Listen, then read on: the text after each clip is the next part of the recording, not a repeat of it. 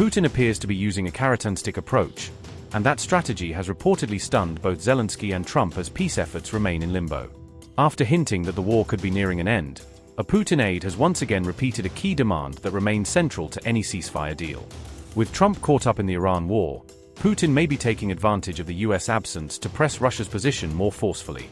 It is now being framed as Donbass or nothing, after Moscow reportedly dropped an ultimatum that Zelensky has sharply denounced. Russia revealed that the Ukraine peace talks remain at an impasse just as Vladimir Putin had hinted that the war could be approaching its end. A Russian presidential aide said that the Ukrainian military would need to pull back from Donbass before any meaningful peace progress can be made. Yuri Ushakov told a journalist that talks between Moscow and Kyiv will remain stalled until that withdrawal happens. Ushakov also added, according to RT News, that the Ukrainian government is fully aware of Russia's demand and the consequences of rejecting it. According to Ushakov, any new meetings with Ukraine and mediators will not change the situation unless the core demand is addressed. Ushakov said, and I quote, "Until Ukraine makes the step, one can hold some more rounds, dozens of rounds, of talks, but we will remain in the same spot. They know in Ukraine that it must be done and they will do it sooner or later." The US is now more preoccupied with the Middle East crisis, but they are not abandoning the Ukraine issue. Earlier, Ushakov said that a potential Ukrainian withdrawal from Donbass would be considered a serious step. Ushakov said on May 7 that military action would cease after Ukraine's withdrawal from the area. The Donbass territory, which Russia annexed in 2022, has remained one of the key demands in peace talks. Ukraine has largely refused to cede any region as part of any final peace plan, keeping the issue deeply unresolved. The last mediated talks between Russia and Ukraine were held in February 2026, before the Iran war began and changed the wider geopolitical focus.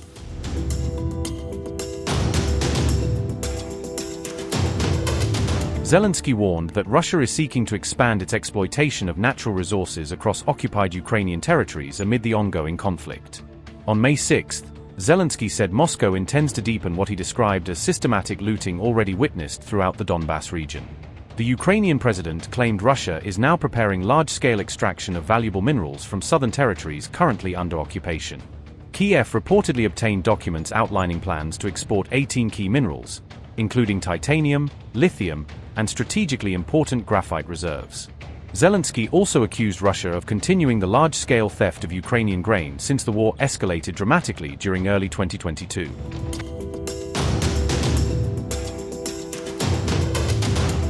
Russian President Vladimir Putin on May 9 appeared to hint at a possible endgame in the war in Ukraine, while signaling that any direct peace engagement would depend on Moscow's conditions being met. Putin also appeared to set a condition for any meeting with Ukrainian President Volodymyr Zelensky, suggesting such talks would only happen within a framework acceptable to Russia. In what would mark a notable shift, Putin was portrayed as open for the first time to meeting Zelensky in a third country rather than on Russian soil. The remarks were said to have come during his press interaction after the Victory Day celebrations, making the setting politically significant for any message on war and negotiations. Firstly, about the ceasefire. During the latest phone conversation with the President of the United States, President Trump, we spoke about May 9th, and I believe he spoke about it in very good terms. He remembered our common struggle against Nazism, and I said that I plan to declare May 8th and May 9th ceasefire. Why May 8th? Because that's when they celebrate the Victory Day in the West, and Ukraine also joined the West in this regard, so they consider May 8th the Victory Day. And President Trump supported it, and literally the next day we declared our intention, but as soon as we declared that, we received no reaction from anyone. And then a day or two later, when probably in Kyiv they thought and they realized that this step is supported by the US administration, they thought that it would be beneficial for them to react to that. To react how? To agree to our proposal. They believed it was not to their advantage, so they came up with a different proposal to have a ceasefire in May 6th.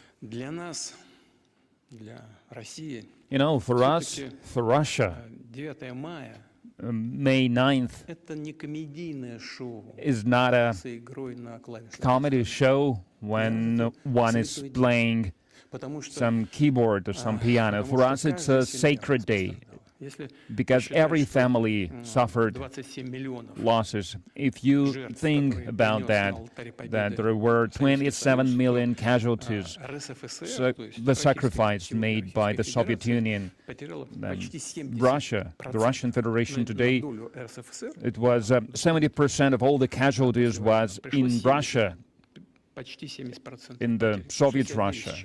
69-something%. So calculate, if the 27 million is the total amount of casualties, then Russia's casualties were almost 19 million people. Of course, for us, it's something that concerns every family, every citizen of the Russian Federation. And we do not want to play any games in this regard. We proposed this, then there was no reaction for 2 days, then after that they started playing some games, and we do not play these games. But since later there was a suggestion by the US president to have a swap, that we also suggested to have on May 5th.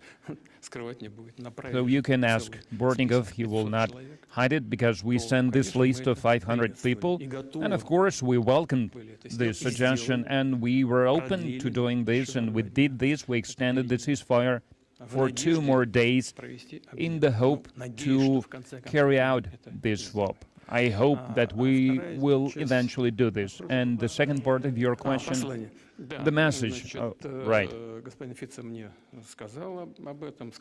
Mr. Fico told me about his meeting, and it was not really a message. I just heard for one more time that the Ukrainian side and Mr. Zelensky, they are ready to have a personal meeting, and we heard that before, so what can I say? We have never refused, I have never refused. So if they proposed a meeting, and those who want to meet, they can travel to Moscow, and we will have a meeting. And we can meet in the third country as well, but only after there is an ultimate agreement regarding a peace deal that must be a long-term deal. Then we can meet to sign something, but then this should be the final thing to do, not to hold negotiations there, because we know what these negotiations could look like, because we have this experience from Minsk. Regarding Minsk Accords, we can speak hours, day and night, and it would yield no results. We need specialists to take care of that, to do everything to make it clear for both sides, to make sure that both parties agree. Then we can meet, we can sign, or we can attend some ceremony where the document will be signed. Alexander Yunusov, live. Happy Victory Day, Mr. President. Considering what you said about the negotiations, what do you think about Americans mediating these talks? Because the last time the talks took place was in the winter, and now Rubio is saying that they probably don't want to waste time on this. Well, first of all, it concerns Russia and Ukraine.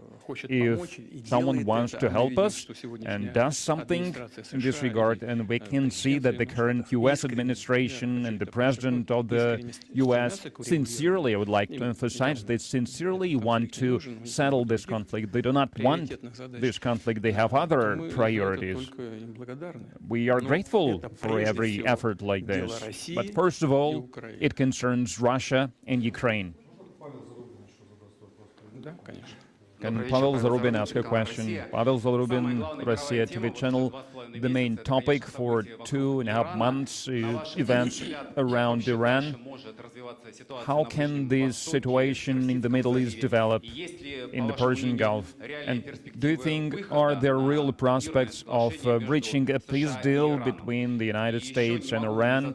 And I also want to ask you this question. Recently you said that the terrorist threat is growing, and you meant the Kyiv regime, and considering that these strikes are happening in the remote cities such as Yekaterinburg and Perm, recently Cheboksary was struck. So isn't that the West is going too far? Because in the West they admit that without their support the Kyiv regime would not last even a few more days. Well, when you say the West, what do you mean? I think that it's a globalist wing of the Western elites, and they are the ones who wage the war against us with the hands of the Ukrainians.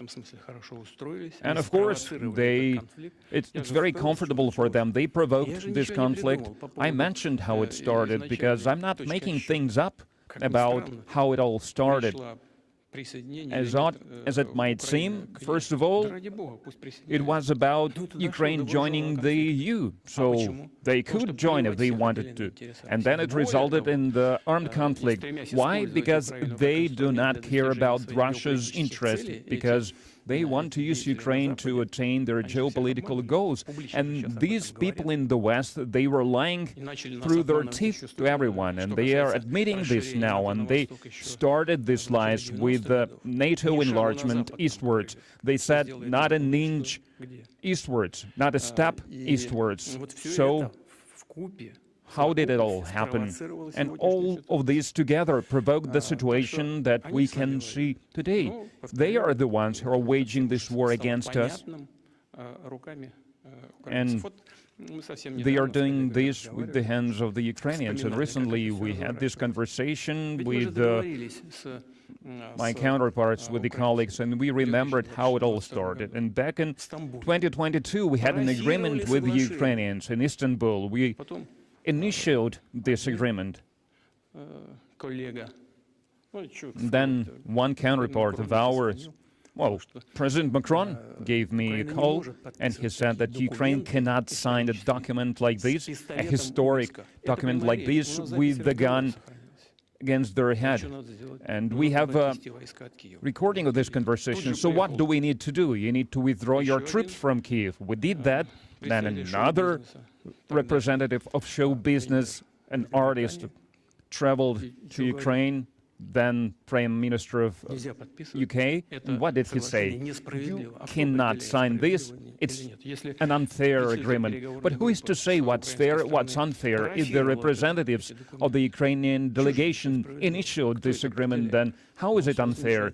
Who is determining this? And then they were promised assistance, they were promised help, and they started to escalate this confrontation with Russia that is still going on. I believe that it is coming to an end, but nevertheless, that was a serious thing to do. So the question is, why did it happen? Because they expected to crush Russia, to destroy the statehood within a few months, but they failed. But well, they got stuck into this, and now they cannot get out of this. Even though there are enough smart people out there, there are those people who understand what is happening. And I hope that these political forces will step by step get back to the leadership positions, or they will seize power with the support of the vast majority of the European countries. As for Iran and the United States, it's a very difficult conflict, and it's also putting us in a difficult position, because we have good relations with Iran, and we have good friendly relations with the Persian Gulf nations. I'm not exaggerating when I say this, and we maintain contact with both sides. I hope that this conflict will be brought to an end as soon as possible. I believe no one is interested in keeping this conflict going. And of course, we understand that agreements must be achieved that would satisfy all the countries, all the states in the region. There are several possible options. I would not want to go into detail, but we know how these options look like, and overall, I believe the agreement can be achieved. And vice versa, if the situation will escalate, if the confrontation will escalate, then all the parties will only lose from this. Happy holiday, Zvezda TV channel. Mr. President, we know that there are Koreans who want to... there is a coalition that want to help Kyiv, and then there is a coalition that would like to restore relations with Russia, and they are looking for the perfect candidate to represent Europe during the talks with Russia. Who could be a preferable candidate for you for such negotiations? Do you think there are still level-headed politicians that can engage in dialogue with you? I would prefer Mr. Schröder, former Chancellor of Germany. And if not, then let the Europeans choose a leader that they trust, that did not say some mean things about our country. We have never shut ourselves off from the negotiations. We were not the ones who refused to talk. They were the ones who did that. Mr. President, Anna Kurbatova, Channel 1, if I may, difficult question. So what do we see now? Should we ask difficult questions now? It's a holiday, after all. So the Baltic countries are becoming a corridor for the Ukrainian drones, and the factories in the European Union are where these drones are being manufactured, and the Defense Ministry published these locations, these sites. So what are we going to do about that? And I would like to clarify my question. We are expanding a safety zone at the border region of our country, but at the same time we can see that the Ukrainian drones are attacking remote areas such as Perm, Leningrad region, Tuapse. Does it mean that we need to expand the safety zone even further? And where will we end then? The western borders of Ukraine? Well, you have answered your own question. We need to make sure that no one is threatening us. This is our goal. This is our ultimate goal. And as for the technology, that they are helping them with the drones, and we are aware of that. They are escalating, but judging from what we heard now, they're also looking for ways to get in contact with us. They understand that this escalation could cost them dearly.